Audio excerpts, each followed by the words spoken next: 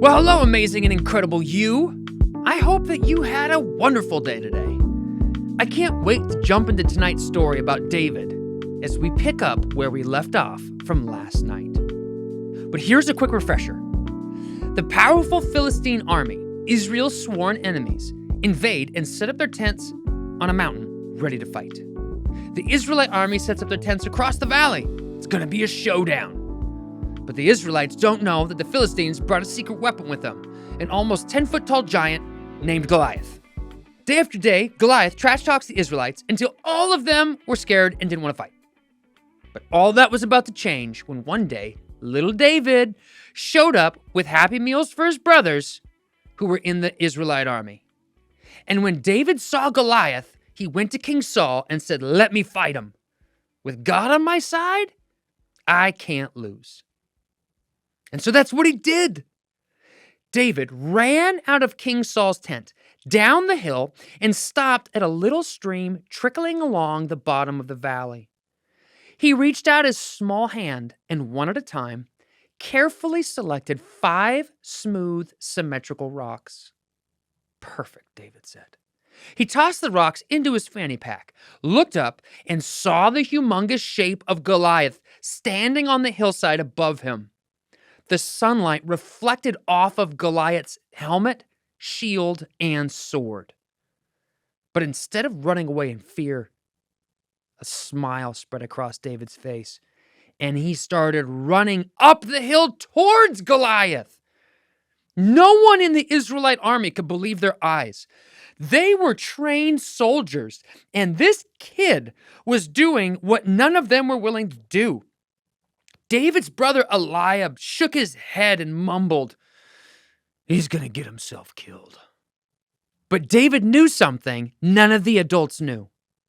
When God is with us, we have nothing to be afraid of. So when Goliath saw David running up the hill towards him, he growled and shouted, "What? You sent a boy to fight me? I'm going to destroy him. I'm going to squish his head and turn it into jelly. I'm going to put him on a piece of toast and eat him for breakfast." Goliath's trash talk and insults did not scare David. He kept running straight up to the giant. When he stopped, he pointed at Goliath and shouted back, "You think your muscles, strength, and weapons make you strong? But they don't.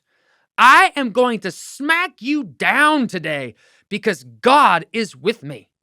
Are you ready to eat dirt, big guy?" Goliath roared with anger and picked up his gigantic spear and reached back, ready to cut David in two. But before he could throw it, David, quick as lightning, pulled out his slingshot and a rock from his fanny pack and began whirling it around his head. When the sling was spinning fast enough, David let it go and launched the tiny stone at the point he picked on Goliath's body. The little stone rocketed through the air at over 100 miles an hour. At the last second, Goliath realized something was coming towards him, but by that time, it was too late. Smack! The rock hit Goliath in the forehead right between his eyes. The giant wobbled and teetered and staggered and then, "Timber!" fell face first and hit the ground. Boom! The sound echoed through the valley. And without a moment's hesitation, David ran up to Goliath's motionless body. He pulled out Goliath's gigantic sword, and with all the strength, he lifted up above his head and crunch! Finished the giant off once and for all. The Israelite army cheered as they ran down the valley to attack the Philistines. And when they saw their hero fall, the Philistine army turned tail and ran away as fast as they could. That day, God did an incredible miracle because David chose to believe God when no one else would. He didn't wait for someone to tell him to do it. He didn't wait for somebody else to go first. He didn't wait for the adults to do what was right. David knew God was with him, and so he chose to do what no one else would. Jesus is working that same trust and faith inside of you that David had.